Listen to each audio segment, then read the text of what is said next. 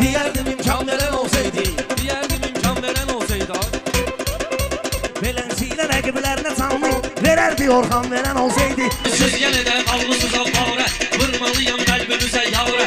Sağ ol diyərdim o sənətdarə, xəstəyə dərman veren olsaydı. Əlislam bu bəhrə zor düşərdi, bir tüstü qəlyan veren olsaydı. Saxlayardım Orxanı həyətdə, xoruz kimi bal veren olsaydı. Aparardım mən bunların pulunu, mənə bir dənə yan veren olsaydı.